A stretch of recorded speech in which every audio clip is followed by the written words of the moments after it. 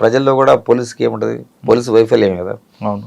అతను పట్టుకొని ఏదో కోర్టు ముందు ప్రవేశపెట్టి కోర్టు ద్వారా శిక్ష పడేటట్టు చేశారు కాబట్టి ప్రజల్లో నమ్మకం, విశ్వాసం పోలీస్ శాఖ మీద ఉంటుంది. మనం తర్వాత చేయకపోవచ్చు, కానీ అది చేసిన దానికి మనం ఏదైతే చేసినో దానికి చట్ట ప్రకారం చర్య తీసుకోవాల్సిన పరిస్థితి ఉంటుంది కదా. సార్ ఆయన ఒక తప్పు చేశాడు, ఆ తప్పు తర్వాత ఆయన కర్ణాటక వచ్చాడు, అంతా వాస్తవం అంటారా?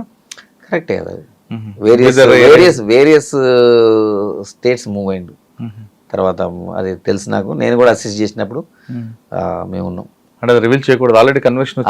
Yes, exactly. అంటే కొన్ని విషయాలు చెప్పొచ్చు, అన్ని విషయాలు కూడా ఇన్వెస్టిగేషన్ స్కిల్స్ అన్ని మనం బయటకు చెప్తే ఏమవుతుందంటే అవి నేరస్తులు నేర్చుకునే అవకాశం ఉంటుంది. దాంతో ఏంటంటే మళ్ళీ నేరస్తులు మనం పట్టుకోవాలంటే ఇంకో ఎక్కువ ఇబ్బంది పడాల్సి వస్తుంది.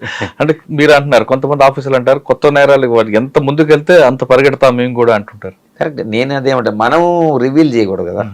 మీరు అన్నది నిజమే. నా స్కిల్స్ అన్నీ కూడా నేను మా పోలీస్ శాఖ ఎట్లా పట్టుకుంటుంది, మా పై ఆఫీసర్, నేను ఒక్కనే కదా, నా ఒక్క బ్రెయినే ఉండదు కదా.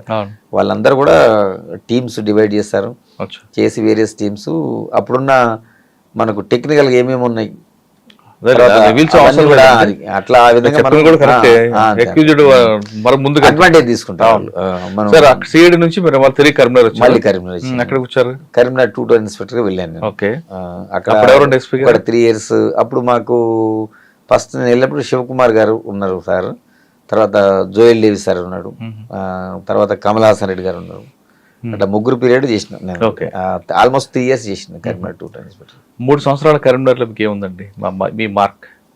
మా మార్క్ అంటే కరీంనగర్ 2 టౌన్లో అంటే ఫస్ట్ 2014లో వెళ్ళింది. మళ్ళీ అప్పుడు ఫస్ట్ 2 స్టేట్స్ సపరేట్ అయ్యి గవర్నమెంట్ ఫామ్ కావడం జరిగింది. మీరు అన్నట్టు చాలాసార్లు కేసెస్ అడిగారు. ఇప్పుడు నేను ఇప్పుడు వరకు ఎక్స్ట్రీమిజం, ఈ ఫైటింగ్ ఇవి చెప్పాను. మామూలుగా జనరల్ పోలీసింగ్ చెప్తున్నాను.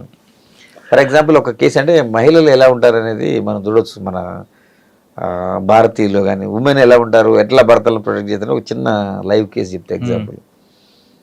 ఒక కేసులో ఒక ఆమె అక్కడ గ్యాస్ ఉన్నట్టు కృష్ణని నువ్వు ఆ గ్యాస్ని పోసుకొని అంటించుకున్నది, తనే సెల్ఫ్ అంటించుకుంది, హాస్పిటల్లో అడ్మిట్ అయిందని చెప్పి మా దగ్గర ఉండే ఒక ఏఎస్ఐ వెళ్ళి నైట్ అయింది కదా, అతను పోయి ఎగ్జామిన్ చేసి ఆమె స్టేట్మెంట్ తీసుకుంటే ఆమె కూడా చెప్పింది, నేనే వన్ రూమ్లోకి వెళ్తే అది యాక్సిడెంటల్గా అట్టుకుందని చెప్పింది.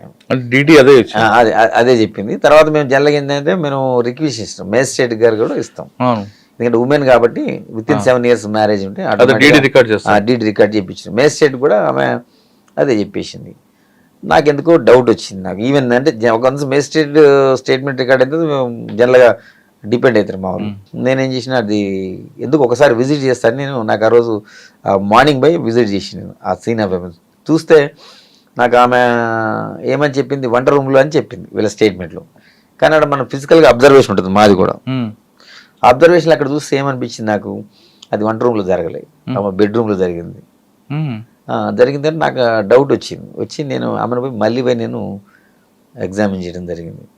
ఏమమ్మా నువ్వు అబద్ధం చెప్తున్నావు, ఎందుకు ఇట్లా జరగలేదు ఇది అడిగితే అప్పుడు కొంచెం ఏడ్చుకుంటా చెప్పింది, ఎస్ నిజమే సార్, మా భర్తనే పోసి ఇది చేసిండు, అడ్డు పెట్టిండు, కానీ నా పిల్లలు ఉన్నారు కదా, మళ్ళీ వాళ్ళ ఫ్యూచర్ పోతుంది, నేను చనిపోయినా పర్వాలేదు, ఎట్లేం బతక నేను, మళ్ళీ ఆ భర్త కూడా వెళ్ళిపోతే పిల్లలు చూసుకునేటోళ్ళు ఎవరు అని. అప్పుడు మనకేమనిపిస్తుంది, అప్పుడు నిజం కూడా నాకు కూడా ఫీల్ అనిపించింది. అయ్యో ఆవిడ చనిపోతూ కూడా భర్త గురించి ఆలోచించింది అంటే పిల్లలు కరెక్ట్. ఆవిడ చెప్పింది చనిపోతే భర్త జైలుకి వెళ్తే పిల్లలు అనాథలు అవుతారు. అవును. ఏం చేశారండి, నేను దాన్ని కరెక్టే మానవీయ గుణం చూడొచ్చు, కానీ అప్పుడు వాళ్ళ ఆ చిన్న పిల్లలు ఉంటారు ఇద్దరు, ఒకడు 3rd class, ఇంకొక అతను మోస్ట్లీ 4th class ఉన్నాడు. చిన్నపిల్లలు ఇద్దరు. ఆ పిల్లలు ఉన్నారు కదా, వాళ్ళని ఎగ్జామిన్ చేసిన. నాకున్న డౌట్ ప్రకారం నేను అంటే సైంటిఫిక్ అబ్జర్వేషన్ చేస్తే అది జరగలేదు. ఇప్పుడు కన్ఫర్మ్ చేసింది. వాళ్ళ సిస్టర్ కూడా అక్కడ ఉన్నది. ఆ సిస్టర్కి కూడా ఆమె రివీల్ చేయలే, నేను అడిగిన దాకా కూడా. సిస్టర్కి అప్పుడు చెప్పిన తర్వాత మాట్లాడుకున్నారు, ఇది జరిగింది సంఘటన బయటకు వచ్చిన తర్వాత నేను మళ్ళీ ఏమిటొచ్చి పిల్లల్ని కూడా దానికి కొరాబరేట్ చేయాలి కాబట్టి పిల్లల్ని కూడా ఎగ్జామిన్ చేస్తే వాళ్ళు కూడా చెప్పారు, మా మదర్కి ఫాదర్కి గొడవ అయిన తర్వాత కిచెన్లో పోయి ఆ కృష్ణాలు తీసుకొచ్చి ఇక్కడ పోసి ఆ బెడ్రూమ్లో అంటించిన తర్వాత ఇక్కడ జరిగిందని ఆ పిల్లలు కూడా చెప్తారు. చిన్నపిల్లల ఎగ్జామ్ వాళ్ళకి ఏం తెలియదు కదా, చిన్నపిల్లలు న్యాచురల్ ఏం జరిగిందో చెప్తారు. వాళ్ళిద్దరు స్టేట్మెంట్లు తర్వాత నేను రీ ఎగ్జామిన్ చేసి మళ్ళీ అతన్ని వాళ్ళ భర్తను అరెస్ట్ చేయడం జరిగింది. చేసి నేను ట్రయల్ కూడా జరిగింది. ట్రయల్ జరిగింది, అతను అరెస్ట్ చేసి జైలుకి పంపించడం జరిగింది. ట్రయల్లో కన్సర్న్ కోర్టు కూడా అతని లైఫ్ కన్విక్షన్ ఇచ్చింది. ఇది చనిపోయిందంటే చనిపోయింది. అయ్యో సార్, మరి ఆవిడ మీరు ఇక్కడ పోలీసింగ్ ఇక్కడ మనకి మానవీయ కోణం దేనికి ప్రయారిటీ ఇచ్చారంటే పోలీసింగ్ ఇచ్చారు, కానీ మరోవైపు కరెక్ట్ అయినప్పుడు నేరాన్ని మనం అట్లా చేయకపోతే ఇప్పుడు సమాజానికి ఏం మెసేజ్ పోతుంది? మనం నేరం జరిగింది, అతను భార్యను చంపిండు, చంపిన తర్వాత అతనికి అదే అలవాటు ఇంకా నెక్స్ట్ ఇంకా చేయడం ఏముంది?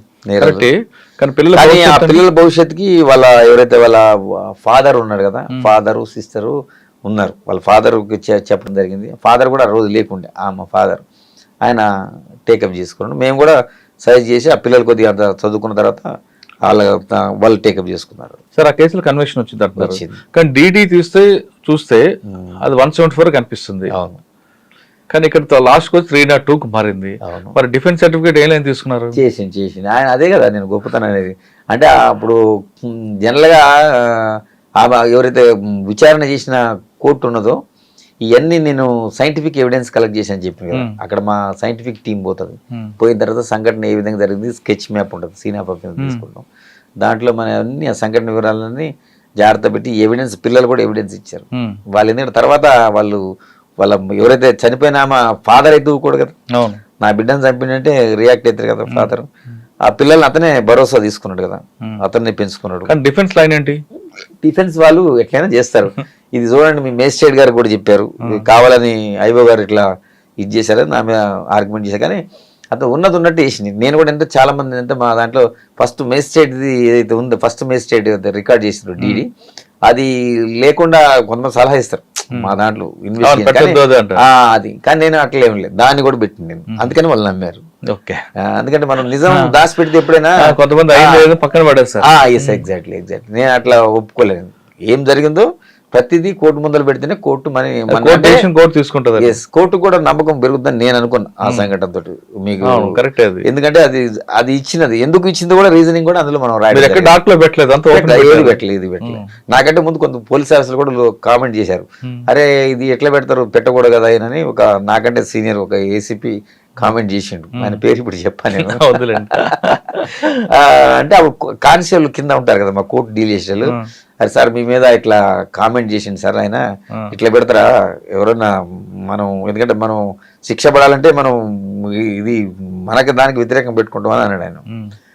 అన్నాడు కానీ నేను అవేం కేర్ చేయలేదు, ఎందుకంటే నిజమే చెప్పాలి మనం. ఎప్పుడు ఎవరికైనా నిజం చెప్తేనే మనకి అప్పుడు కోర్టు నమ్మింది. అదే మనం కనుక దాచిపెట్టినట్టయితే అతను డిఫెన్స్ అతను రేజ్ చేసినారు, అప్పుడు ఏమైతుంది ఇష్యూ? అప్పుడు మన ఇన్వెస్టిగేషన్ మీద ఇంటిగ్రిటీ దెబ్బతింటుంది. అంటే నా మీద అనుమానం వస్తుంది, ప్లస్ అవుతుంది. సార్ కరీంనగర్ లో తర్వాత ఎక్కడికి వచ్చారు? ఇంపార్టెంట్ అని చెప్పారు కదా, ఇంకొక కేసు కూడా ఇంపార్టెంట్ చెప్పండి. కరీంనగర్ లో ఉన్నప్పుడు అంటే ఇన్స్పెక్టర్ కొంచెం మనం ఎస్హెచ్ఓ తర్వాత ఇన్స్పెక్టర్ కొంచెం మెచ్యూరిటీ లెవెల్ పెరుగుతుండే మనకి. ఫర్ ఎగ్జాంపుల్ అందులో ఇంకొక కేసు చెప్తున్నాను. ఇంకొక బాయ్ ఉంటాడు, అది కరీంనగర్లో మనకి కాశ్మీర్ గడ్డ అని ఉంటుంది పక్కన. దాంట్లో అది ఇంపార్టెంట్, ఇట్లా సెన్సేషన్ కేసు చెప్పాలంటే మీకు ఇంట్రెస్ట్ ఉంటుంది ప్రజలకు. అందులో ఒక మేనల్లుడు వాడి స్టడీయింగ్ మోస్ట్లీ సెకండ్ క్లాస్ చదువుతుండు పిల్లడు. వాడు మేనమామ అంటే వాడు ఇంటర్మీడియట్ చదువుతుండు, అప్పుడే కాలేజీకి పోతుండు.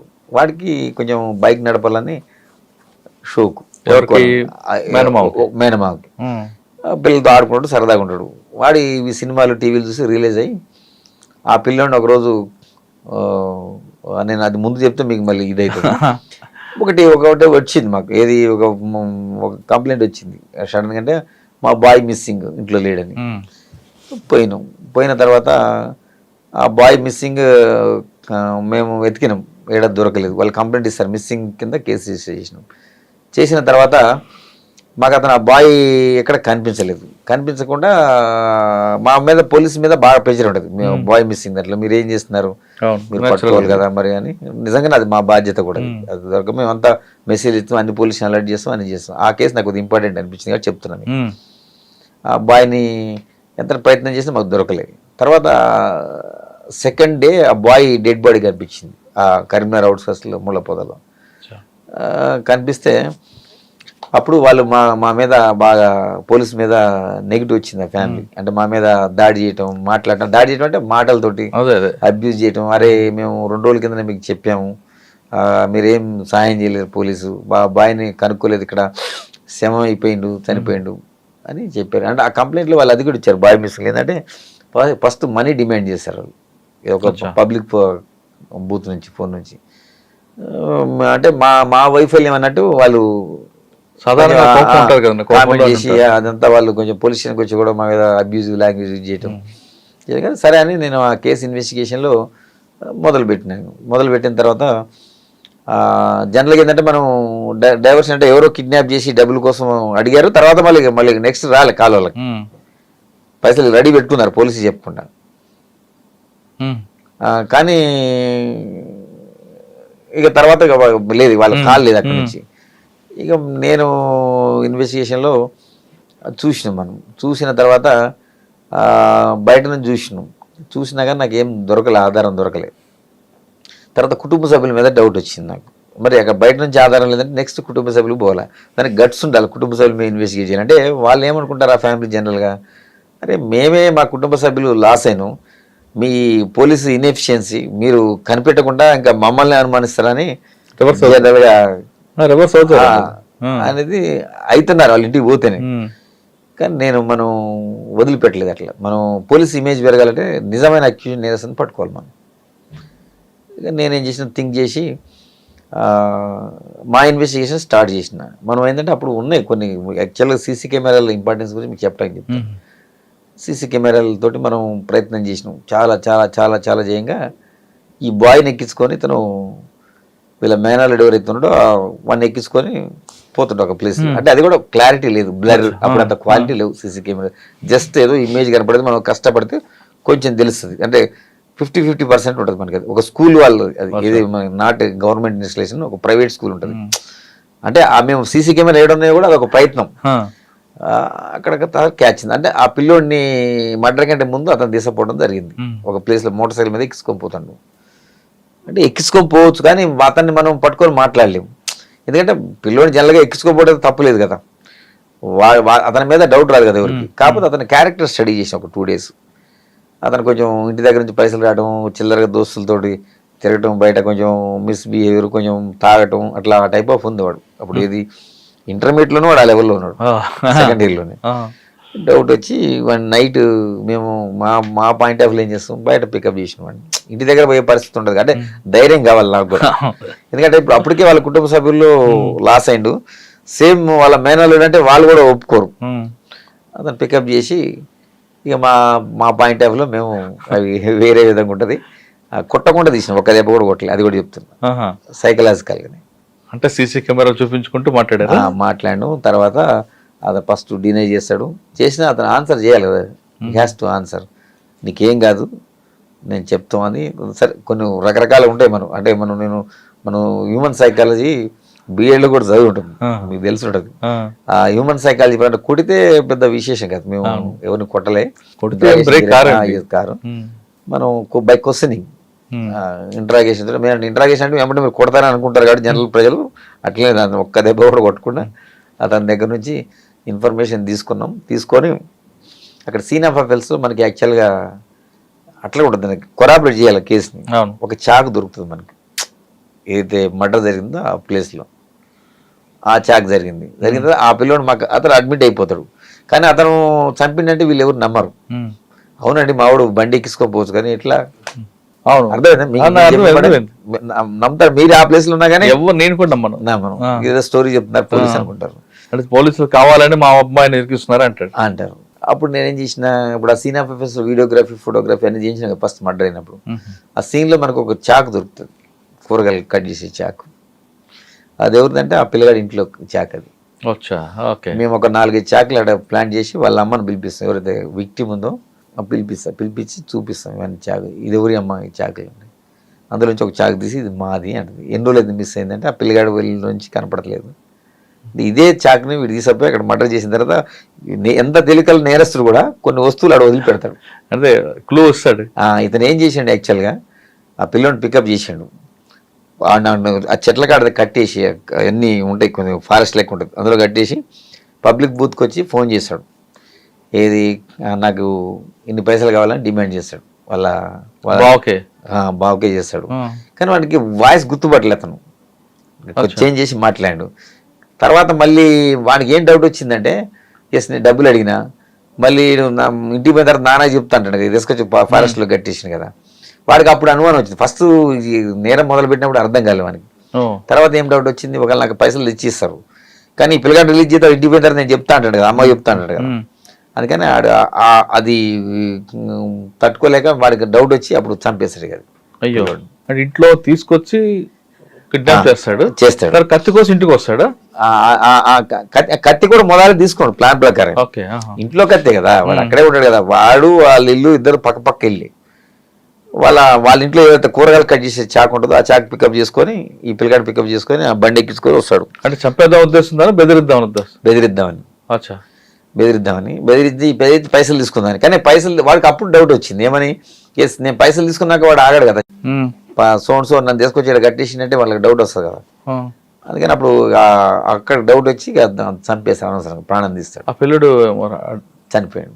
అయ్యో కాదండి, పిల్లడు చంపొద్దు అని అంటాడు కదా మేనమామ కదా. అవును, అయినా కానీ వాడు థ్రోట్ కట్ చేసి చంపేశాడు పిల్లడు. చాలా బాధ అనిపించింది. కాకపోతే ఫైనల్గా మనం అతన్ని పట్టుకోవడం జరిగింది. అప్పుడు మనం ఈ చాకు ఇవన్నీ ఎవిడెన్స్ అని చూపించిన తర్వాత అప్పుడు వాళ్ళు కుటుంబ సభ్యులు లేదా ఎట్టి పరిస్థితుల్లో వాళ్ళకి అనుమానాలు. విచిత్రం ఏంటంటే ఈ పిల్లగాడిని ఎత్తడానికి చంపిన తర్వాత ఇతని బండి మీదనే వాళ్ళ మేనత తిరుగుతుంది, మొత్తం ఊరంతా తిరుగుతుంది పిల్లగాడిని ఎత్తడానికి. మీకు ఏమనిపించింది దీని తర్వాత? నేరం చేసి ఆ ఏజ్లోనే వాళ్ళ మేనత్తని ఎక్కించుకొని ఊరంతా తిరుగుతారు బండి వేసుకొని. కదండి చిన్నపిల్లాడు, మా అమ్మ వద్దన్న కొట్టడానికే చేతులు రావు కదా. వాడి తర్వాత వాడికి కన్విక్షన్ వచ్చిందండి. వానికి కూడా కన్విక్షన్ వచ్చింది. సార్ కరీంనగర్ తర్వాత ఎక్కడికి వచ్చారు? దాని తర్వాత నేను ఇంటెలిజెన్స్కి వచ్చాను, హైదరాబాద్కి ఇంటెలిజెన్స్కి వచ్చాను. దాని తర్వాత వచ్చి ఇక్కడ ఒక 5.5.5 years ఇంటెలిజెన్స్, మెయిన్ ఇంటెలిజెన్స్లో ఇదే వెస్ట్ జోన్ అంటే టోటల్గా జూబ్లీస్, బంజారీస్, పంజాగుట్ట, ఎస్ఆర్ నగర్, గోషామాల్, ఆసిఫ్ నగర్ ఇదంతా వస్తుంది వెస్ట్ జోన్ అంటే. అంటే కరీంనగర్ తర్వాత ఎక్కువ కాలం వెస్ట్ జోన్లో పనిచేశారు మీరు? ఎగ్జాక్ట్లీ 5.5 years చేశాను. దాని తర్వాత ప్రమోషన్ వచ్చిన తర్వాత ఏసీపీగా ఫస్ట్ లా అండ్ ఆర్డర్ జూబ్లీలు చేశాను. దాని తర్వాత నెక్స్ట్ మళ్ళీ లా అండ్ ఆర్డర్ నుంచి ట్రాఫిక్. సార్ జూబ్లీస్ లో ఎలాగుంటుంది అన్న పరిస్థితి? ఎందుకంటే ఇక్కడ ఎక్యూజ్డ్ హై ఇన్ఫ్లుయెన్స్ ఉంటాడు, కంప్లైంట్ హై ఇన్ఫ్లుయెన్స్ ఉంటాడు. అసలు కంప్లైంట్ పొల్యూషన్ రాకముందే పలానా వ్యక్తి వస్తారని మీకు ఫోన్ వస్తుంది, వాడిని పికప్ చేయకముందే పలానా మనవడే అని ఫోన్ వస్తుంది. ఈ ప్రజలు ఎలా తట్టుకుంటారండి జూబ్లీస్ లో? మూవ్మెంట్ ఉంటుంది. మనం సిన్సియర్గా ఉంటే అట్లా ఏం జరగదు. కొంచెం మనం మిగతా పోలీస్ స్టేషన్ లో పోల్చుకుంటే జూబ్లీస్ మాత్రం కొంచెం ప్రజలు ఎక్కువ ఉంటారు, హైలీ ఇన్ఫ్లుయెన్స్ ఉంటారు. ఫర్ ఎగ్జాంపుల్ మీకు ఒకటి చెప్తా ఎగ్జాంపుల్, అంటే అది జనరల్గా ఏంటంటే మనం ఇన్వెస్టిగేట్ అంటే ఇక్కడ ఆఫీసర్స్ అప్పుడు మన సివి ఆనంద్ సార్ మాకు సిపి హైదరాబాద్ సేమ్ సారే ఉండే అప్పుడు. మధ్యలో తర్వాత సార్ ట్రాన్స్ఫర్ అయిన తర్వాత మన ఎలక్షన్ టైంలో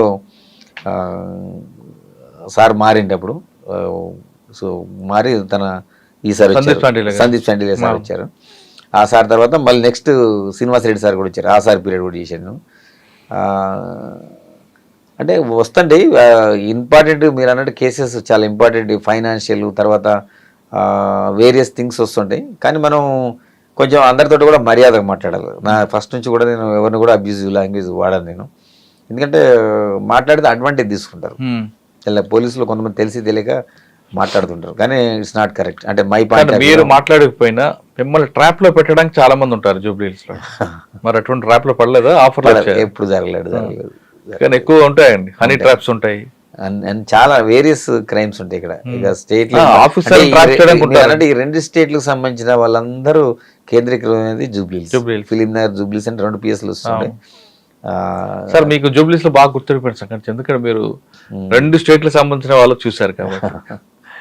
కేసు ఇన్వెస్టిగేషన్లో చాలా important. For example Lingotam Ram అని మన ఇక్కడ మన కృష్ణానగర్ దాంట్లో జరిగింది ఒకటి సంఘటన ఇంపార్టెంట్ మర్డర్ కేసు. అంటే ఏసీపీ కంటే నాకు నేనే సూపర్వైజర్ ఆఫీసర్ కాబట్టి నైట్ నేను అప్పుడే ఇంటికి వెళ్ళిన తర్వాత 11 నాకు కాల్ వచ్చింది, ఒక మర్డర్ జరిగింది మన ఇక్కడ కృష్ణానగర్లో. అక్కడ వాళ్ళు అరౌండ్ అందులో ఒక అతను ఆ రాము అంటాన్ని ఒక ఇంటికి వస్తాడు. ఇంటికి వచ్చిన తర్వాత వాళ్ళ ప్లాన్ ప్రకారమే బయట నుంచి వచ్చి అటాక్ చేసి దాదాపు అందులో 14 మంది అక్యూలు ఇన్వాల్వ్ అయ్యారు. అతన్ని అంటే భయంకరంగా అతన్ని పెనిస్ కూడా కట్ చేస్తారు ఆ కేసులో. అంతే అందులో ఆ కోపం ఉన్న అతను దాదాపు ఆయన బాడీ మీద నాకు తెలిసి ఒక 140-142 ఉన్నాయి కత్తిపోట్లు. అది అంత భయంకరంగా చంపడం. ఎందుకంటే అంత కసి అతనికి ఏంటంటే యాక్చువల్గా అతను ఒక లేడీకి ఇష్టపడుతుంట అతను, రాము అని అతను. ఇందులో ఉన్న నేరస్తుడికి కూడా ఒక అతనికి అదే లేడీతో సంబంధం ఉంది. అతను ఒక అక్యూడు.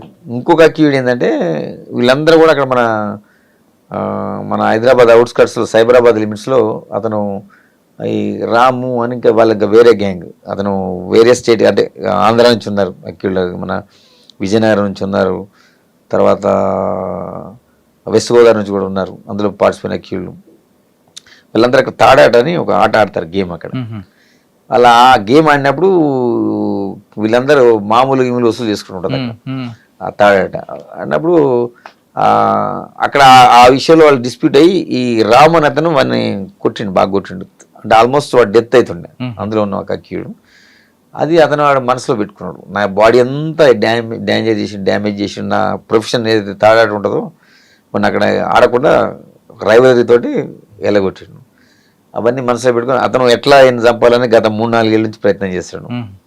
ఇతను కూడా వీళ్ళందరూ ఆ లేడీ ఇంటికి వచ్చేటోళ్ళు, సోకాళ్ళుగా రివీల్ చేయడం. కానీ వచ్చినప్పుడు వాళ్ళ ఫ్రెండ్స్ ఎట్లయినా అతను చంపాలని ప్లాన్ వేసుకుంటారు. ఇతనికి కలిపింది అమ్మాయి. Yes, exactly.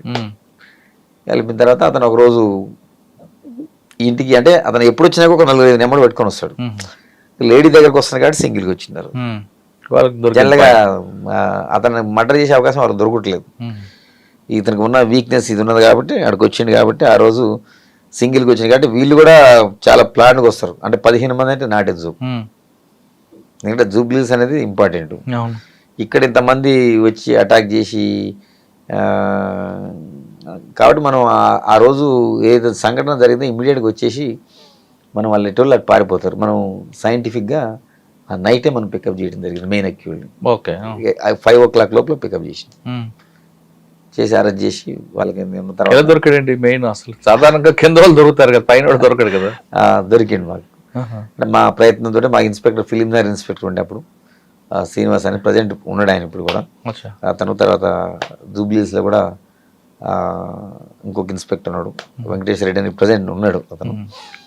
వీళ్ళిద్దరిని టీమ్స్ వైజ్ చేసి పంపిస్తే మేము టెక్నికల్గా అన్ని రివీల్ చేస్తాను. టెక్నికల్ పని చేస్తే వాళ్ళు లక్కీగా దొరికారు. మాకు కూడా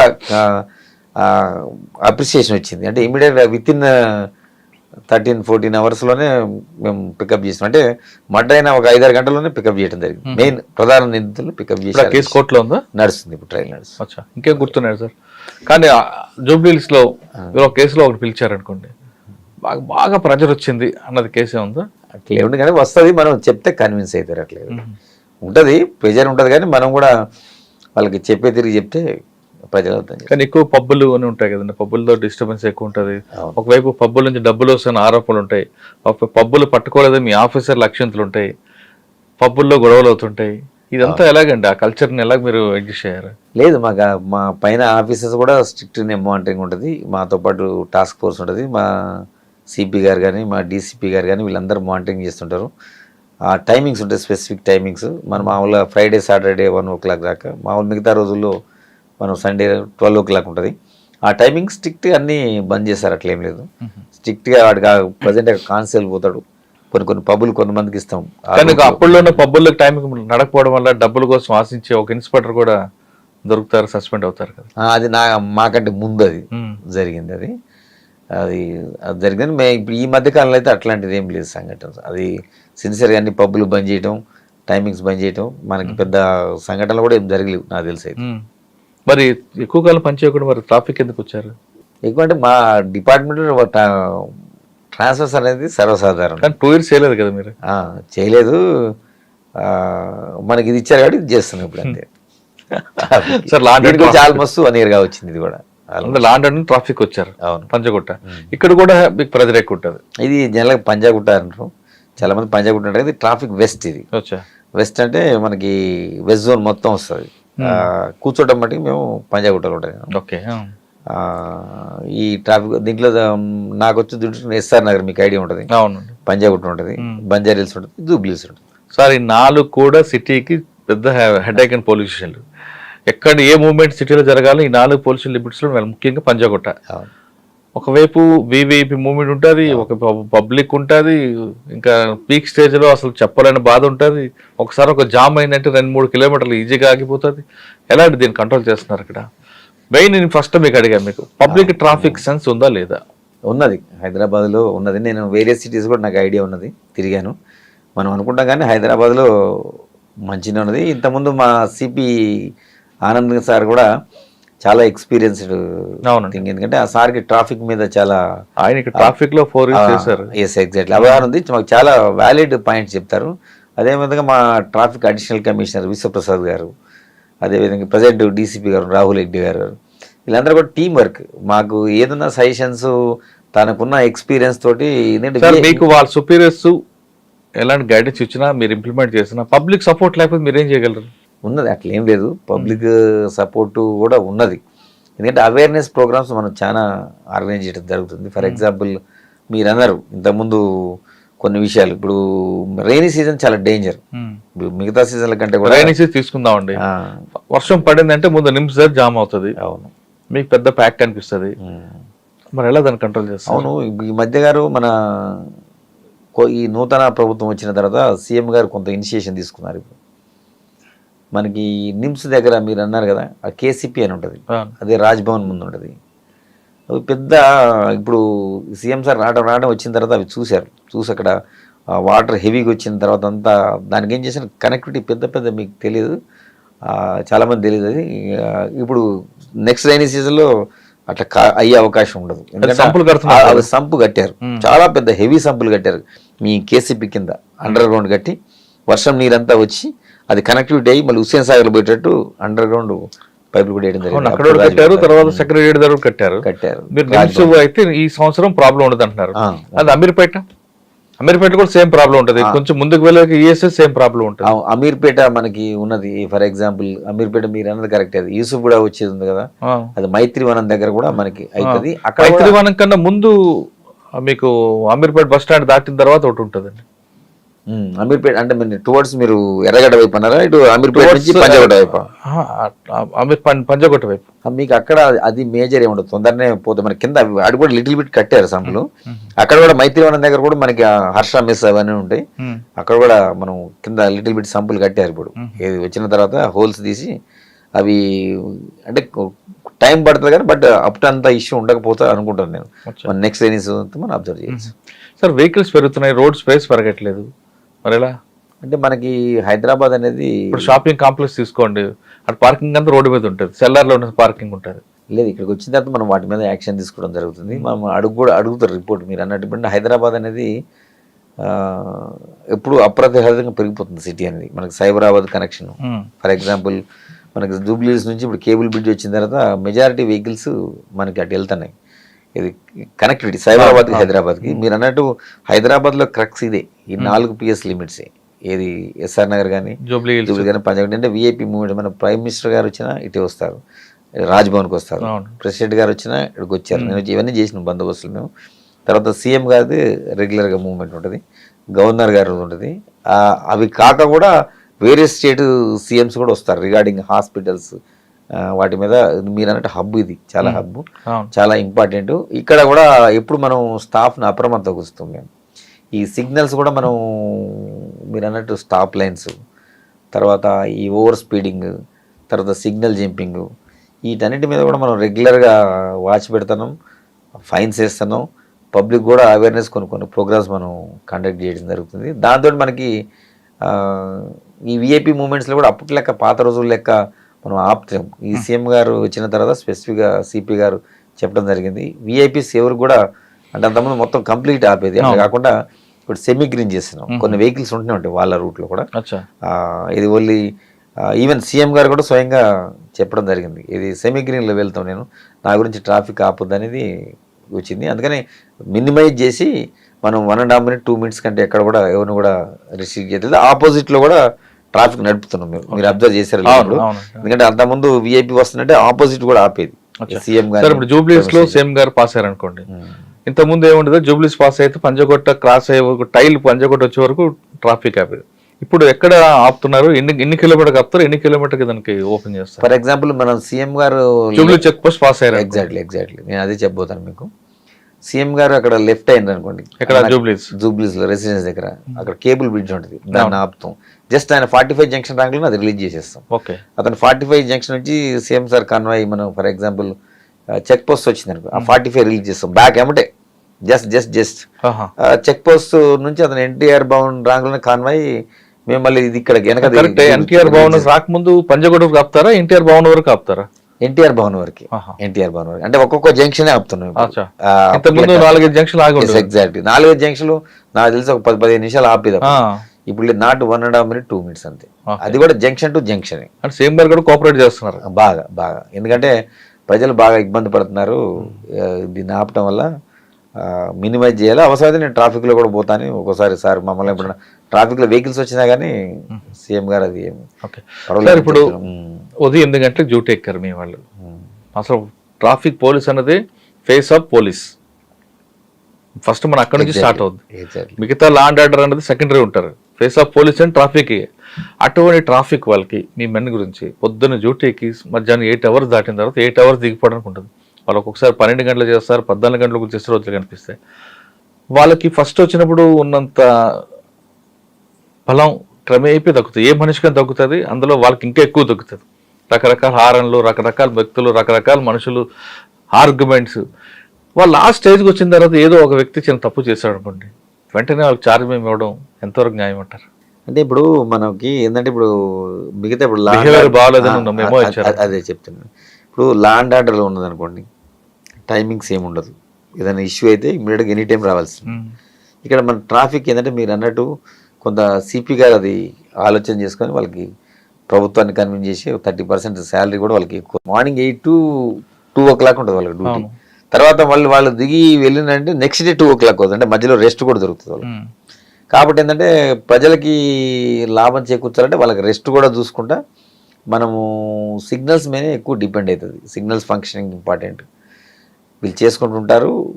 ఒకవేళ వీళ్ళున్నాక మనం దానికి తగ్గట్టు మనం అంబరిలాస్ ఈసీపీ గారు ఆలోచన అంబరిలాస్ కూడా కొన్ని ఎరెక్ట్ చేయడం జరిగింది. ఏదైనా కావాలన్నా కూడా దాంట్లో కూర్చొని కరెక్ట్ సార్. మీరు ఎంత చేస్తున్నా మంచినీళ్ళు, వాటర్, సమ్మర్లో అయితే వాటర్ బాటిల్ ఇస్తారు, గ్లూకోన్ బాటిల్ ఇస్తారు, బటర్ మిల్క్ కూడా ఇస్తారు, అన్నీ ఇస్తారు. కానీ ఉదయం 8 గంటలకు వచ్చినప్పుడు అంత ఓపిక్గా ఉన్న ఆయన క్రమేపీ తగ్గుతుంది, ఏ మనిషికైనా తగ్గుతుంది. ఆ టైంలో వచ్చి ఒక ప్రతి వెహికల్ కూడా ఆపితే ఆర్గ్యుమెంట్ ఎక్కువ ఉంటుంది. ఆర్గ్యుమెంట్లో ఎక్కడో కొంచెం బరస్ట్ అవుతారు. అది పట్టుకొని వెంటనే ఛార్జ్ మెమో ఇస్తే వాళ్ళ మొరాలిటీ దెబ్బతింటది కదా. ఛార్జ్ మెమో ఏమి ఇయ్యరు, అంటే కంప్లైంట్ చేస్తే దాంట్లో ఇంటెన్సిటీ చూస్తాం మనం. అతను యాక్సిడెంటల్గా అనడా లేకపోతే వేరే విధంగా బిహేవ్ చేసిండా, ఆ ఇద్దరు సందర్భాన్ని మనం విచారణ చేయమంటారు మమ్మల్ని కూడా. అట్లా ఉన్నప్పుడే మనం ఫెరోషియస్ ఉన్న వాళ్ళనే మనం యాక్షన్ తీసుకుంటాం. కానీ ఏదో మీరు అన్నట్టు కొంచెం అలసిపోయి కావాలని ఇంటెన్షనల్గా ఇబ్బంది పెట్టకుండా యాక్సిడెంటల్గా అయినప్పుడు మనం కూడా సాఫ్ట్గా తీసుకుంటాం. వచ్చిన వ్యక్తి ప్రతి వెహికల్ కూడా ఆపగానే ముందు ఆర్గ్యుమెంట్ చేస్తాడు కదా, తప్పు ఒప్పుకొని మాట్లాడు, నీ పేరు నువ్వు ఏ పోస్ట్ నీకు ట్రాన్స్ఫర్ చేస్తా, ఇన్ని రకాలుగా అన్ని ఇరిటేషన్ తెప్పిస్తాడు. పోలీస్ అన్నప్పుడు పేషెన్స్. మీకు ఇటువంటి సంఘటనలు ఎదురయ్యా? జరుగుతుంది, ఆర్గ్యుమెంట్ చేస్తారు. చేసినప్పుడు మేము ఎప్పుడు చెప్తాం, మా స్టాఫ్ కూడా ఎప్పుడు కూడా స్మైలింగ్ ఫేస్ తోటి ఆన్సర్ చేయండి. వాళ్ళు మనకు శత్రువులు కాదు కదా, వాళ్ళు వైలేటర్స్, వాళ్ళు నేరస్తులు కాదు. మా సిపి సార్ పైన చెప్తాడు, నేను కూడా చెప్తా. వాళ్ళంతా రూల్స్ వైలేట్ చేస్తున్నారు, but they are not offenders. బేసికల్గా మనం ఆ కోణంలో వాళ్ళని చూడాలి. ఎవరైతే ఆర్గ్యుమెంట్ చేసే వాళ్ళు దే ఆర్ నాట్ అఫెండర్స్, నేరస్తులు కాదు. మీకు ఈ వర్డ్ అర్థమై ఉంటుంది. అవును, వాళ్ళు ఓన్లీ వైలేటర్స్. వైలేట్ చేస్తున్నారు కాబట్టి వాళ్ళని మనం ఎడ్యుకేట్ చేయాలి. కరెక్టే. మీరు కొంచెం సాఫ్ట్ కార్నర్ వెళ్తారు. వైలేటర్స్ కాదు వాళ్ళు, ఎఫెండర్స్ కాదు, ఓన్లీ వైలేటర్స్. ఇవాళ వైలేటర్ రేపు ఎఫెండర్ అవుతాడు కదా. అయితే అట్లాంటి దాంట్లో మనం కేసు రిజిస్టర్ చేపిస్తాం, మనం దేశంపై కంప్లైంట్ లాడ్జ్ చేపిస్తాం. అన్నెసెసరీగా మనం ఫిజికల్గా ఎవరైనా అటాక్ చేసి, ఫర్ ఎగ్జాంపుల్ మీరు డ్రంక్ అండ్ డ్రైవ్ ఉంటుంది, పోలీస్ మేజర్గా మోర్ ఇంపార్టెంట్. డ్రంక్ అండ్ డ్రైవ్లో కూడా కొంతమంది మీరు అన్నట్టు ఆ కోణంలో బాగా ఇబ్బంది పడతారు, హై లెవెల్ పోతారు. పోయినప్పుడు అందుకనే మాకు అందరు కూడా కెమెరాస్ ఉంటాయి, బాడీ ఓన్ కెమెరాస్ ఉంటాయి, అందులో రికార్డ్ అవుతుంది ప్రతిదీ, ఎగ్జామిన్ చేస్తాం. అతను తాగి దిగిపోయిన తర్వాత అతనికి తెలిసిపోతుంది అంతా. అప్పుడు కొద్దిసేపు సార్ ఒక సంగతి చెప్పండి, ముందు తాగినప్పుడు ఆవేశం నుండి తాగిన తర్వాత దిగిపోయిన తర్వాత ఎలా మాట్లాడు అంటే పేరు రివీల్ చేయకుండా చెప్పండి ఒకటి. నేను చూసిన పెద్ద పెద్ద వాళ్ళు కూడా మంచి, నేను రీసెంట్గా ఒక డాక్టర్ చూసిన, అతను డాక్టరే 31st అప్పుడు దొరికిండు. డ్రంక్ అండ్ డ్రైవ్లో దొరుకుతారు. డ్రంక్ అండ్ డ్రైవ్ మీరు అన్నిటికంటే డేంజర్, అంటే మీరు ఇంతకుముందు కూడా మాట్లాడుకున్నాం మనం, అన్నిటికంటే డేంజర్ డ్రంక్ అండ్ డ్రైవ్. ఎందుకంటే అతను డ్రంక్ చేసిన తర్వాత అతనికి పని చేయదు, అంటే కొంచెం అదొక స్టేటస్లో పోతాడు. అప్పుడు డ్రైవ్ చేస్తే ఇప్పుడు నా పిల్లలు ఉండొచ్చు, మీ పిల్లలు ఉండొచ్చు, మన కుటుంబ సభ్యులు ఇంకెవరైనా కావచ్చు, వాళ్ళు ఏం చేయని తప్పుకి ఇతను చేసిన ర్యాష్ డ్రైవింగ్ తోటి బలైపోతే ఒక లైఫ్ పోతుంది. మనిషి ఇంకేదైనా మనం తెచ్చేది కానీ లైఫ్ అనేది తెచ్చేయలేము. అందుకనే ప్రభుత్వాలు కూడా ఆలోచించి డ్రంక్ అండ్ డ్రైవ్ సీరియస్ స్ట్రిక్ట్గా ఇంప్లిమెంట్ చేస్తున్నారు. కాబట్టి నేను చెప్తున్నా, చదువుకున్న వాళ్ళు, ఎడ్యుకేటెడ్, అంతా నాలెడ్జ్ ఉన్న వాళ్ళు కూడా కొన్ని తప్పులు చేస్తుంటారు. అతను ఇట్లా చేస్తుంటారు కొంతమంది. ఏంటంటే అక్కడ దాకా డ్రైవింగ్ చేసుకుంటూ వస్తారు, వచ్చిన తర్వాత ఆ పోలీస్ ఆడు చెక్ చేస్తుందంటే అమ్మటే వాళ్ళ వైఫ్ను కూర్చోబెడతారు, దాగపోతే చేంజ్ చేస్తారు. మేమేం చేస్తామంటే జనరల్గా వీళ్ళు ఏమనుకుంటారంటే ఇక్కడే చెక్ చేస్తున్నారు అనుకుంటారు, కానీ మేము సీక్రెట్గా వెనక కూడా పెడతాం. కొంతమంది పబ్లిక్లో కొంతమంది అక్కడ కెమెరా ఇచ్చి పెడతాం. అట్లా వచ్చి మా 100 మీటర్లకు అవతల రెండు పెడతాం. అది తెలియదు. అది అంటే నేను ఇంతకుముందు నక్సలిజం కూడా ఎక్స్పీరియన్స్ చెప్తాను కదా, అట్లా వెహికల్ చెకింగ్ చేసినప్పుడు మేము ఆ దూరంగా కూడా పెడతాం, వెనకాల కట్ ఆఫ్ అంటారు దాన్ని, ఆ కట్ ఆఫ్ లో కూడా పెడతాం. వీళ్ళకి అవేర్నెస్ ఉంటుంది కదా, వచ్చి టక ఆర్గ్యూ చేస్తారు. అప్పుడే నేను నడపలేదు బండి, మా వైఫ్ నడిపింది, అట్లా జరిగింది. నిజంగా నా వైఫ్నే పెట్టింది పాపం. అట్లా ఒకటి కాదు, చాలా చూసి నేను. దొరికిన తర్వాత నేను నో సార్ నేను నడపలేదు అంటాడు. మనం బాబు మీరు డాక్టర్ గారు మీరు నడిపారు, ఎందుకు అబద్ధం ఆడతారంటే లేదు సార్ అంటాడు. వాళ్ళ పైన మా సుపీరియర్ ఆఫీసర్ కూడా కంప్లైంట్ చేస్తారు. వాళ్ళు కూడా మా వాళ్ళు ఏమైనా తప్పు పెట్టారని వాళ్ళకి డౌట్ ఉంటుంది. ఇవాళ రేపు టెక్నికల్ ఆధారాలు ఉన్నాయి. ఫర్ ఎగ్జాంపుల్ మనం ఏం చేస్తాం, సీసీ ఫుటేజ్ కలెక్ట్ చేస్తాం. ఇప్పుడు అతని జర్నీ ఎక్కడ స్టార్ట్ అవుతుంది, ఒక హోటల్ నుంచి స్టార్ట్ అవుతుంది. ఆ హోటల్ కూడా తెప్పించింది. ఆ హోటల్లో బండి స్టార్ట్ అయినప్పుడు ఎక్కుతాడు కదా వెహికల్, ఎక్కుతాడు. తర్వాత ఇక్కడ మారింది ఉంటుంది కదా, ఇక టెక్నికల్ గా కళ్ళ ముందు చూపించిన తర్వాత అప్పుడు దండం పెడతాడు.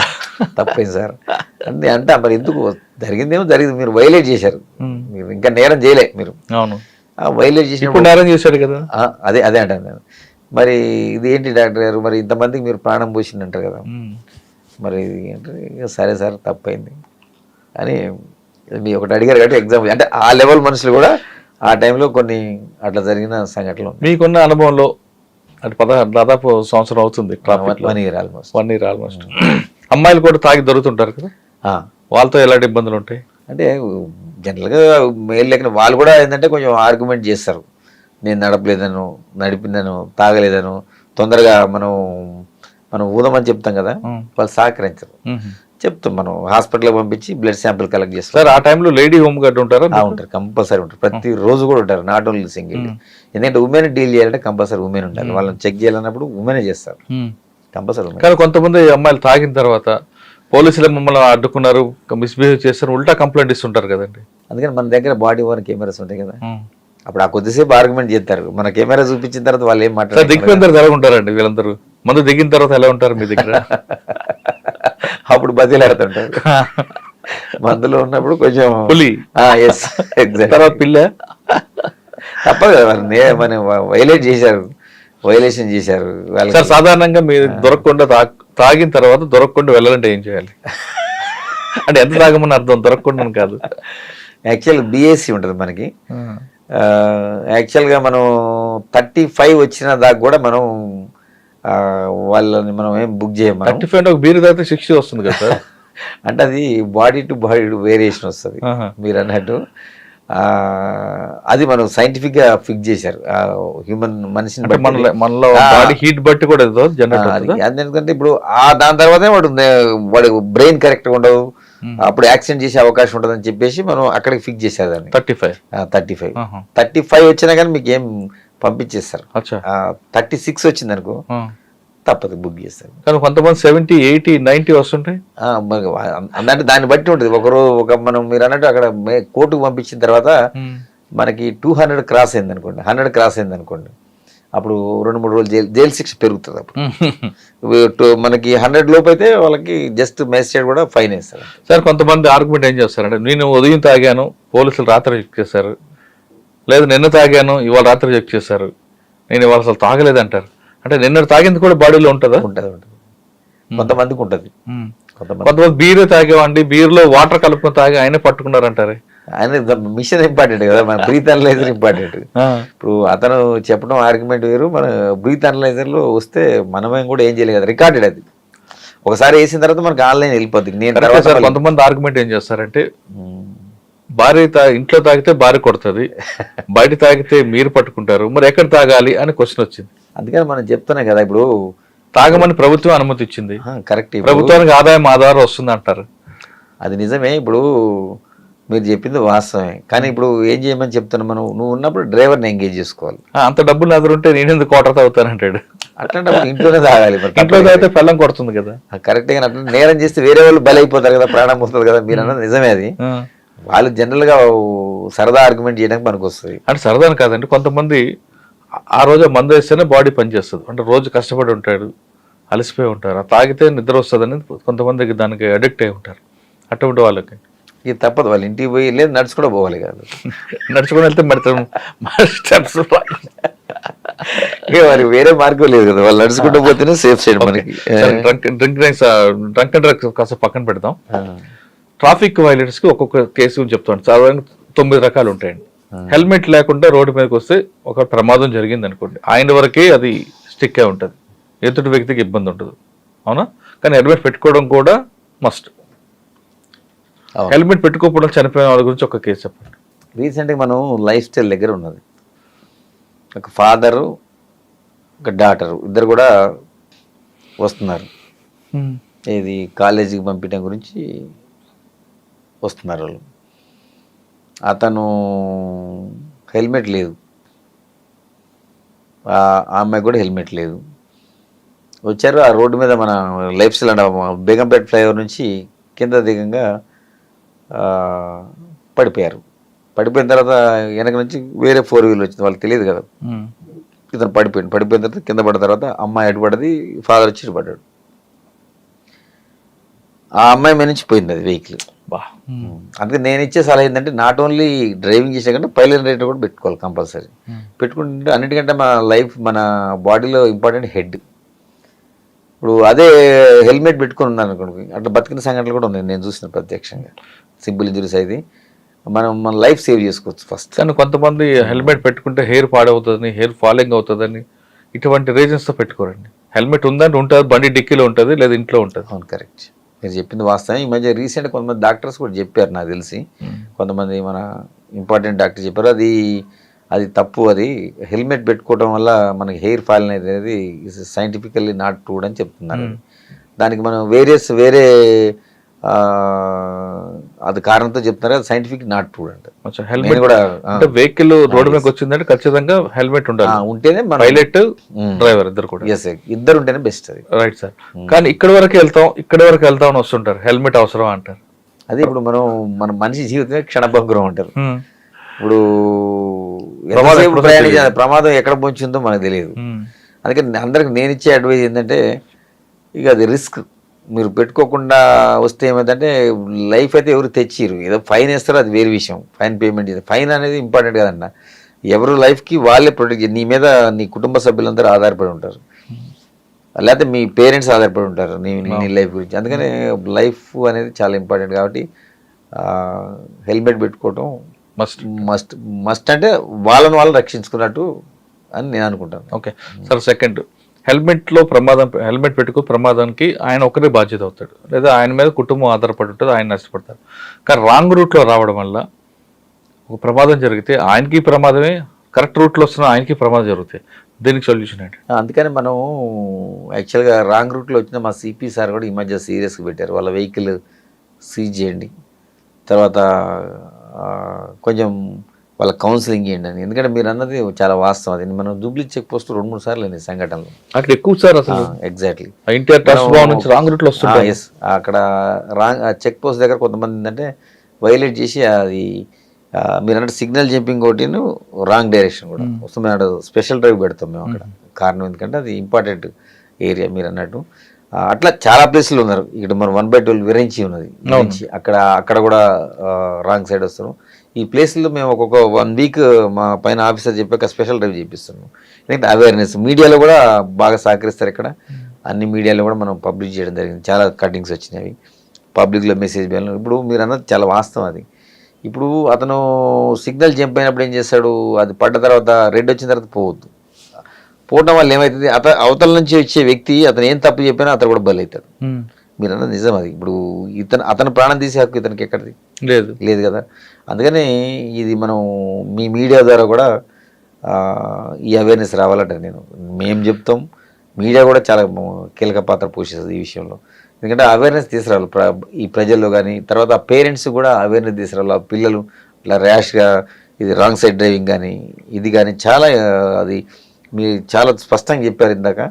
వాళ్ళకే కాదు, అనవసరంగా ఎదుటి వాళ్ళు ప్రాణం తీసేయడానికి ఇదవుతుంది. అందుకని మనం ఇంకా మనం తగ్గిస్తున్నాం. బట్ ఇంకా కూడా అందరూ కూడా సమాజం, సొసైటీ, మీడియా అందరూ కూడా సహకరిస్తేనే అది మనం చాలా వరకు తగ్గించుకునే అవకాశం. Okay sir, number 4 triple driving. దానివల్ల మాకే నష్టం జరుగుతుంది, నీకేమిటి అని అడుగుతుంటారు. పడితే మేము పోతాం కదా, నీకెందుకు క్వశ్చన్ చేస్తూ మీరేం చెప్తారు?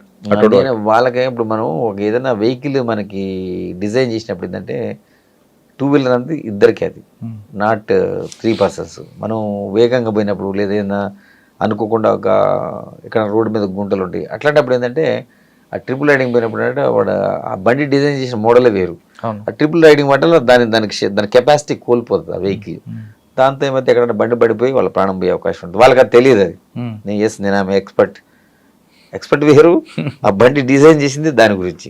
అంతకంటే ఎక్కువ ఉంటే ఆ బండి ఎక్కడైనా జరిగితే అది స్పీడ్లో కానీ లేకపోతే మనం టర్నింగ్లో కానీ కింద పడిపోయే అవకాశం ఉంటుంది. చాలా మందికి తెలియదు ఆ విషయం.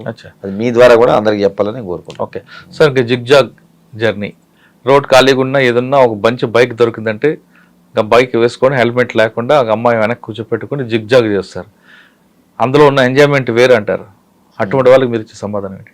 అది మీకు తెలుసు, నాకు తెలుసు, అది తప్పు అంట నేను. ఎందుకంటే అట్లా జిగ్జాగ్ మన స్పీడ్గా పోవటం వల్ల వాళ్ళ ప్రాణంతో పాటు ఎదుటి వాళ్ళకు కూడా నష్టం చేసే అవకాశం ఉంటుంది. ఎదుటి వాళ్ళు వెళ్ళిపోతే నాకేంది, నేను బాగా వెళ్తున్నాను కదా అంటాడు. అట్లా కాదు కదా. ఎందుకంటే ఈ సమాజంలో ఇంకొకరు చెప్పే హక్కు మనకి ఇవ్వలేదు. ఇప్పుడు మీరు మీ ప్రాణం తీసుకున్నా పర్వాలేదు, నన్ను మీ ప్రాణం కూడా కాపాడుకోవాలి. ఎందుకు అనవసరంగా మనకు దేవుడు ఇచ్చిండు, లైఫ్ ఇచ్చిండు, సొసైటీలో మీకు ఒక రోల్ ఇచ్చిండు.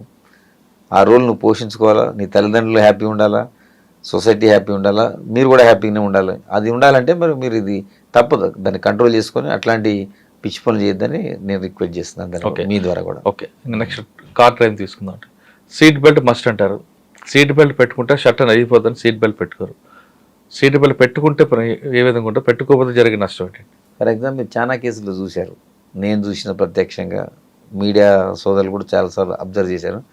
సీట్ బెల్ట్ పెట్టుకోవడం వల్ల ఏంటంటే మనం ఎప్పుడు చాలా మందికి లైఫ్ సేవింగ్ అయింది. ఫ్రాక్చర్లు కావచ్చు, వాటి ఫ్రాక్చర్లు అయితే మనం సర్జరీ చేసి ఇది చేసుకోవచ్చు. ఆ వెహికల్లోంచి విండోలోంచి బయటపడి చనిపోయిన సంఘటనలు ఉన్నాయి. అయ్యో, అదే సీట్ బెల్ట్ ఉంటే మనకి ఏంటంటే ప్రొటెక్షన్ ఎక్కువ ఉంటుంది. మనం షర్ట్ తీరితే ఇంకో షర్ట్ కొనుక్కోవచ్చు, ఇంకొక డ్రెస్ కొనుక్కోవచ్చు, ఇంకేదైనా చేసుకోవచ్చు. కానీ లైఫ్ అనేది చాలా ఇంపార్టెంట్. అందుకని ఏంటంటే మనం, నా సలహా ఏంటంటే, నా రిక్వెస్ట్ కూడా ఏంటంటే సీట్ బెల్ట్ పెట్టుకుంటే ఏదైనా ప్రమాదం అనుకోకుండా జరిగింది అనుకోండి ప్రమాదం, అప్పుడు మనం లైఫ్ సేవింగ్కి 90% అవకాశం. అంటే సైంటిఫిక్ బెలూన్స్ ఓపెన్ అవుతాయి. మీకు సీట్ బెల్ట్ పెట్టుకుంటే ఆటోమేటిక్ కనెక్టివ్ ఉంటుంది. లేదా అదర్వైజ్ టెక్నికల్గా అవి ఓపెన్ కావు. అది ఫ్రంట్ కూర్చున్న వాళ్ళకి. నేను బ్యాక్ కూర్చున్న వాళ్ళకి కూడా చెప్తాను, నేను చాలా సంఘటనలు మనకి మన సీట్ బెల్ట్ పెట్టుకున్న వాళ్ళు లైఫ్ సేవ్ కావటం జరిగింది అది. సార్ కొంతమంది కార్లకి బంపర్లు పెట్టుకుంటారు షో కోసం, మ్మ్. కానీ బంపర్ గుద్దితే బండి డ్యామేజ్ కాదు, కానీ స్కానర్స్ పనిచేయడం వల్ల బెలూన్స్ ఓపెన్ అవ్వు. మరి పెట్టుకోమంటారా వద్దంటారా? అదే అట్లా బంపర్స్ పెట్టుకోవడం కరెక్ట్ కాదు. ఎందుకంటే మన వెహికల్ డిజైన్ చేసింది ఇప్పుడు ఆర్టీఏ కానీ ప్రభుత్వం కానీ కొన్ని అప్రూవ్డ్ ఉంటాయి. ఇవన్నీ ఎక్స్ట్రా ఫిట్టింగ్స్ ఇవన్నీ పెట్టుకోవడం వల్ల ఏంటంటే ఎప్పుడన్నా జరగడానికి చిన్న చిన్న యాక్సిడెంట్లు అయినప్పుడు కూడా అవి తగలడం వల్ల కూడా ఎక్కువ స్పీడ్తో తగిలి ఎదుటి వాళ్ళకి ఎక్కువ ప్రమాదం జరిగే అవకాశం ఉంటుంది. కాబట్టి మనకి ఏదైతే వెహికల్ డిజైన్ చేశారో దాన్నే ఫాలో కావాలి ప్రతి ఒక్కళ్ళు. ఎందుకంటే ప్రమాదం జరిగినప్పుడు దాని ఇంటెన్సిటీ తెలుస్తుంది. ఓకే సార్, ఇంకా 2 వీలర్ కానీ 4 వీలర్ కానీ సెల్ ఫోన్ డ్రైవింగ్ దీనివల్ల ఎక్కువ అనర్థం ఉంటుంది అంటారా, లాభం ఉందంటారా? సెల్ ఫోన్ డ్రైవింగ్ అనేది చాలా డేంజర్, అన్నిటికంటే కూడా డేంజర్ అది. ఎందుకంటే అప్పుడు మనం 4 వీలర్లో పోతున్నాడు, మనం ఫోన్ మాట్లాడకుండా మన కాన్సన్ట్రేషన్ అంతా దెబ్బతింటుంది, డ్రైవింగ్ మీద ఉండదు, రోడ్డు మీద ఉంటుంది. ఎస్, రోడ్డు మీద ఉండదు. సడన్గా మనకు ఒక వెహికల్ వస్తుంది, ఆ వెహికల్ వచ్చినప్పుడు అప్పుడు ఏం యాక్షన్ తీసుకోవాలో బ్రెయిన్ పనిచేయదు. అది అంటే మన కాన్సన్ట్రేషన్ వేరే ఉన్నది. మనం డ్రైవింగ్ చేసేటప్పుడు ఎంతసేపు ఆల్వేస్ మనం డ్రైవింగ్ మీదనే కాన్సన్ట్రేషన్ ఉంటే అప్పుడు మనం సేఫ్ సైడ్ ఉంటాం, సేమ్ టైం ఎదుటిలో కూడా నష్టం జరగకుండా ఉంటుంది. సెల్ఫ్ డివైడర్ గుద్దుకున్న వాళ్ళు ఉంటారు, అవతల పోయి పడిన సంఘటనలు ఉన్నాయి. నేను మీ దాంతోపాటు ఇంకోటి కూడా చెప్తాను. నేను ఆ మధ్యకాలంలో మోస్ట్లీ కామారెడ్డి రూట్లో అనుకుంటా ఒక యాక్సిడెంట్ చూసాను స్పెసిఫిక్గా. ఒక అతను పాన్ పరాక్ తీసుకొని చింపుకొని టక్కన ఇట్లా నోట్లు వేసుకుంటాడు. ఆ టైంలోనే ఆ ఫ్రాక్షన్ ఆఫ్ సెకండ్లోనే వెహికల్ పోయి రోడ్డు దిగిపోయి కింద పడిపోయి చనిపోవడం జరిగింది. అయ్యో, అంటే మనం చేసే చర్యలు కూడా చూడండి. కొన్ని ఫర్ ఎగ్జాంపుల్ పెద్ద సినిమా యాక్టర్ ఉన్నోళ్ళు కూడా చూసిన ఒక అతను డ్రైవింగ్ చేసుకుంటే వాటర్ బాటిల్ కోసం ఇట్లా వెనక వంగుతారు, వంగి తీసుకుంది. ఆ క్షణంలో కూడా జరిగిన యాక్సిడెంట్లు చనిపోయిన సంఘటనలు పెద్ద ఇంపార్టెంట్ వాళ్ళు చనిపోయారు, నేను పేరు రివీల్ చేయను. అంటే మనం డ్రైవింగ్ చేసేటప్పుడు ఇవన్నీ కూడా పరిగణలో తీసుకోవాలి. చాలామంది అంటే సరదా అనుకుంటారు, సరదా కాదు అది. మనం గమ్యం పోయేది ఎందుకు, మనకు ఉన్న విషయాలు పనులు ఉంటాయి కాబట్టి పోతుంటాం. కాబట్టి దాన్ని దృష్టిలో పెట్టుకొని మనం డ్రైవింగ్ చేయాలి, కానీ సరదా అనేది ఎప్పుడు మంచిది కాదు. ఎందుకంటే ఎవరికైనా మనతో పాటు ఎదుటోళ్ళకి కూడా ఇబ్బంది అవుతుంది. సార్, హైదరాబాద్లో ఎక్కువ ట్రాఫిక్ ఉంటుంది, జామ్లు అవుతుంటాయి సాధారణంగా. ఇదేది ఇంట్లో ఒక వెహికల్ డాష్ ఇచ్చాయనుకోండి, చిన్న ఇష్యూ అవుతుంది. ఆగినప్పుడు ఆ సంఘటన జరిగినప్పుడు బండి పక్కకు తీసి మాట్లాడుకోవడం బెటర్ అంటారా, లేదు ఆ రోడ్డు మధ్యలోనే ఇద్దరు ఆర్గ్యుమెంట్ చేసుకొని మిగతా వాళ్ళకి ఇబ్బంది కలిగించడం మంచిది అంటారా? ఎప్పుడైనా నేను అందరినీ రిక్వెస్ట్ చేసేది అంటే, ఇప్పుడు చాలామంది కొన్ని అత్యవసరంగా ప్రయాణం చేసేది ఉంటుంది. అందరూ చాలామంది చాలా అపాయింట్మెంట్స్ ఉంటాయి, పనులు ఉంటాయి, ఇంటికి పోయే క్రమం ఉంటుంది.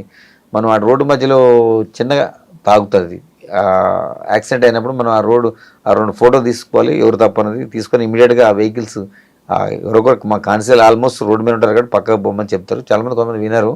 మా క్రేన్స్ కూడా రెడీ ఉంటాయి అక్కడ, ఎవరైనా వినకపోతే ఏమంటే ఆ క్రేన్స్తో వాటిని తొలగిస్తాం మేము, ఫోర్సుబుల్ కూడా.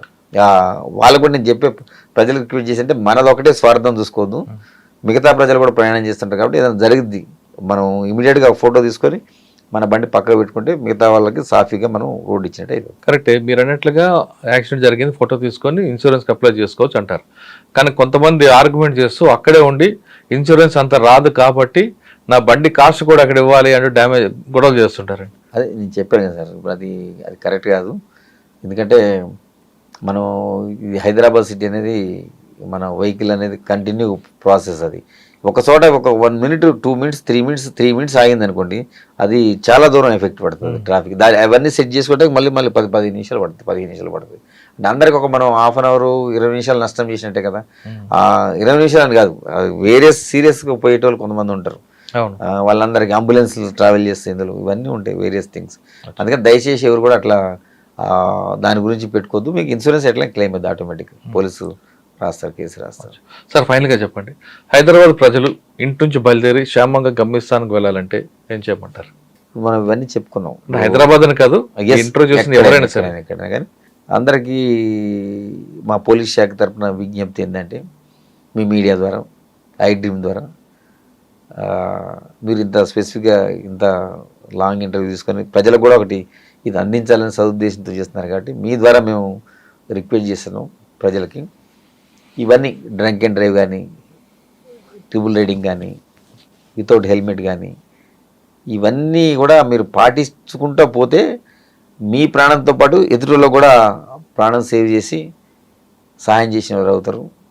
అందుకని దయచేసి అందరూ కూడా ఈ ట్రాఫిక్ రూల్స్ పాటించి మీ గమ్యం చేరుకోవడం ఉత్తమని మీ ద్వారా నేను అందరికీ రిక్వెస్ట్ చేస్తాను. ఇంటి నుంచి బయటికి వెళ్ళిన వ్యక్తి గమ్యస్థానంకి వెళ్ళి తిరిగి ఇంటికి రావాలన్నా మీరందరూ కూడా ట్రాఫిక్ రూల్స్ పాటించండి అంటున్నారు హరిప్రసాద్ గారు. కేవలం మన ఒక్కరే కాదు, ఎదుటి వచ్చిన వ్యక్తి కూడా అతని క్షేమం కూడా రావంటికి చేరుకోవాలంటే మన డ్రైవింగే ప్రధానంగా ఉంది అంటున్నారు. మనం ఒక్కరే స్వార్థంగా వెళ్తే ఎదుటి వ్యక్తి నష్టం జరిగితే ఆ పాపం మీకే తగులుతుంది అంటూ అతను చాలా కొన్ని సంగతులు చెప్తున్నారు. ఖచ్చితంగా ట్రాఫిక్ రూల్స్ పాటించండి, మీరందరూ హ్యాపీగా ఉండాలని కోరుకుందాం. ఇది హరిప్రసాద్ గారితో ఎక్స్క్లూజివ్ ఇంటర్వ్యూ. వచ్చే వారం మరో విషయంలో మళ్ళీ కలుద్దాం. అందరికీ నమస్తే. Thank you sir. Thank you very much. Welcome sir.